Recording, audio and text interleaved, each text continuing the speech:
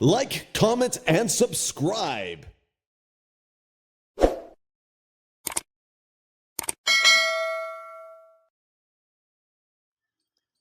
Hello दोस्तों, मैं आपका दोस्त रवि चंदेल।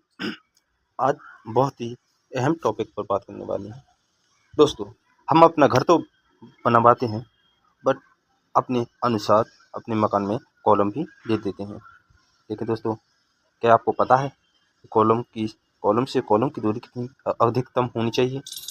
और जो कॉलम की अधिकतम दूरी होने के बावजूद अगर हम अधिकतम दूरी तय तो कर लेते हैं, कॉलम अपने अनुसार एडजस्ट कर लेते हैं, उसकी दूरी के हिसाब से रख देते हैं, बट हमें एक भी जानकारी होनी चाहिए कि जब हमारा कॉलम से कॉलम की दूरी ज़्यादातर तय हो रही है तो उसका हम साइज क्या रखें। इस बात पे भी तो हमें विचार करना चाहिए कि जो हमारा कॉलम से कॉलम की दूरी गैप ज़्यादा हो रहा है तो उसके हिसाब से हमें कॉलम की जो थिकनेस है उसको भी हमें बढ़ाना चाहिए। और जो जब थिकनेस बढ़ेगी दोस्तों, उसमें हमें जो ज़ाहिर सी बात है वो हमारा सरिया है वो भी बढ़ेगा। अब सरिया क्या रहने वाला है और उसकी मोटाई क्या रहने वाली कॉलम की, कॉलम कितनी दूरी तक हम अधिकतम ले जा सकते हैं और ले जाना चाहिए। तो इन सारे सवालों के जवाब आज आपको इसी वीडियो में मिलने वाले हैं। जैसे हमारा 2 मंजिल का मकान तय हुआ है, जैसे कि हमने 2 मंजिल का काम शुरू किया है, उसके लिए हमने फुटिंग अच्छी तरीके से की है। बट जो रहता है मेन हमारा कॉलम पे हम ध्यान नहीं देते कि कॉलम कैसा चल रहा है।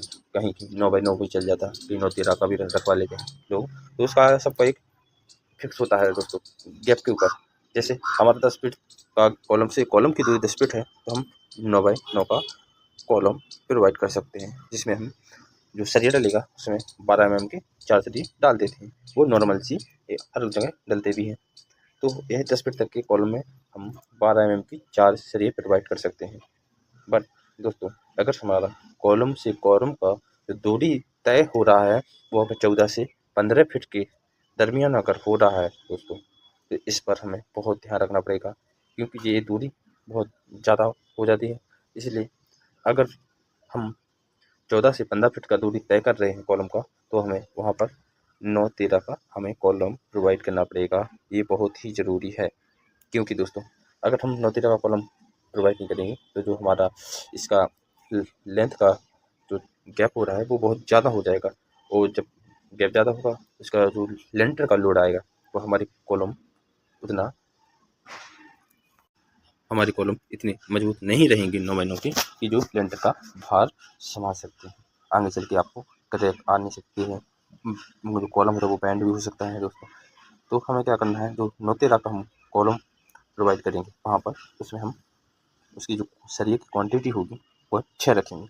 जैसे कि जो 4 सरिये होंगे जो चारों कोनों पे, जैसे कि आप इसमें वीडियो में देख पा रहे हैं, तो हमारे जो चारों कोनों के सरिये होंगे वो 12 mm के होंगे, और जो सेंटर में जो 2 सरिये हम प्रोवाइड करेंगे दोस्तों वो हमारे 10 mm के होंगे।